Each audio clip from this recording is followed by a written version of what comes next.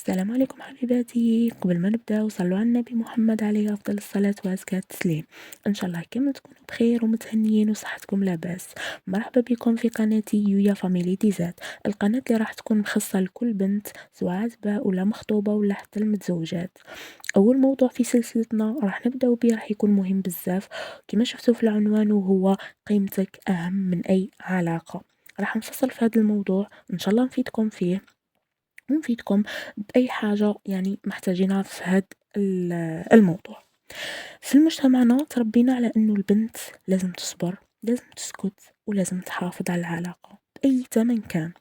والعلاقة هنا ما هيش مقتصرة فقط على العلاقة مع الخطيب أو الزوج.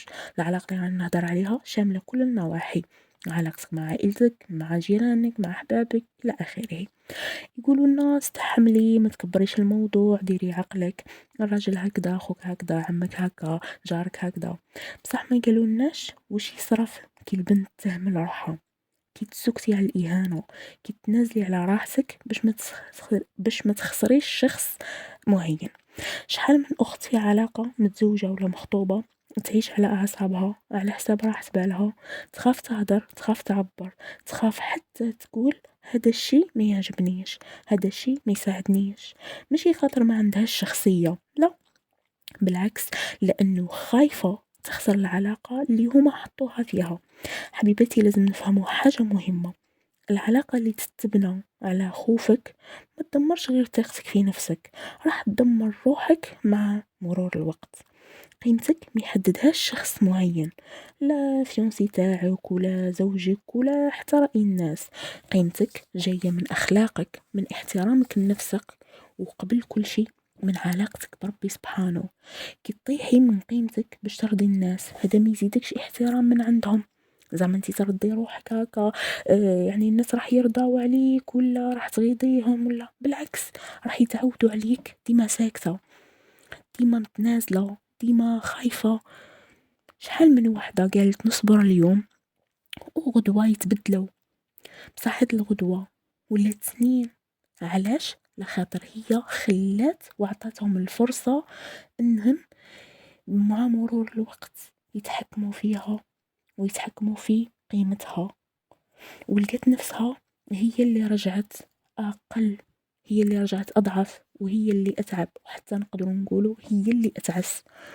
فحبيت نقول لكم حبيباتي، قيمتك تبان كي تتعلمي تقولي لا، هذا الأسلوب ما يعجبنيش، قول لا. صارت لي موقف نحط نقط على الحروف: هذا الموقف لا، تعبني هذا الموقف، طيح من قيمتي هذا الموقف، قاسني من في الصميم، هاد المعاملة ما تساعدنيش، ما عجبتنيش، ولا هاد الأمر ما خرجنيش. هنا ما راكيش تتمردي، إنما هذا وعي فقط، هذا وضوح. ما تخافيش تخسري أي إنسان لأنك كنتي واضحة، بالعكس خافي إنك تخسري نفسك لأنك سكتي بزاف. المرأة اللي تعرف قيمتها ما تفرطش في روحها باش تبقى في علاقة. خليها قاعدة عندك: أي علاقة تنقص منك راهي ما تستهلكش، لأنه أي إنسان مهما كانت صفته ومهما كانت علاقته معاك، إذا كان يحبك ويحترمك ويخاف عليك ويقدرك، ما راحش يستغلك بحجة صبرك. هادي كي تصبر خليها برك. بصح كون نجيو نقارنو مع انسان واحد اخر، نلقاوه مداير قيمه لانسان واحد اخر، وانتيا بحكم اي تصبر، اي دليلها، اي تخاف، اي تحترم، هما الاحترام هذا تاعك ما يشوفوهش كتقدير من عندك، لا. فإذا حبيبتي، ربي سبحانه خلقنا باش نكونوا مكرمات، باش نكونوا عزيزات، ماشي باش نكونوا ديما متنازلات ومعتذرات. معليش كي نغلطوا نعتذروا، ومعليش كي نتنازلوا على بعض من حقوقنا، ولا نتنازلوا على اشياء ونتغاضوا عليها، ولكن ماشي حتى تكون قيمتنا في تحت، في الاسفل.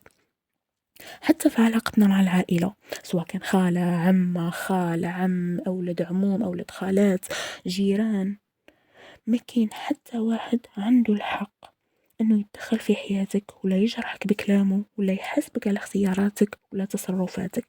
وهذا الشيء ما يمنعش انهم يورولك صلاحك، يعني رأيهم واقتراحهم نتقبلوه بصدر رحب كما يقولوا، اذا كان في صالحنا ماشي على حسابنا، اذا كان في صالحنا.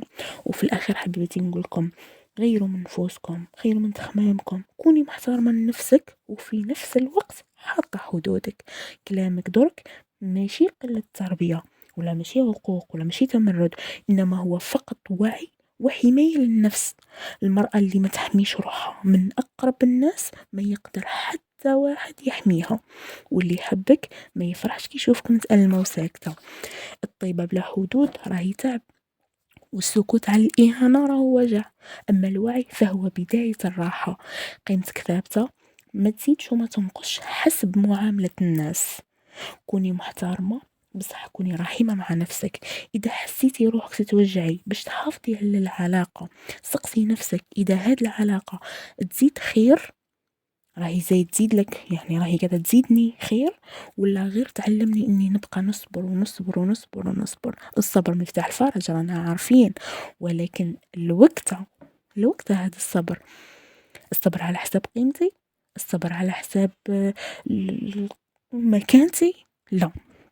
اذا هاد الكلام قاسك فراكي صح محتاجة تسمعي، ومازال الكلام الجاي ان شاء الله اعمق. خليكم معايا، نتلاقاو في فيديو اخر ان شاء الله. ما تبخلوش عليا بجيم وكومنتار وتفعيل الجرس باش تكبر لمتنا وتكبر عائلتنا.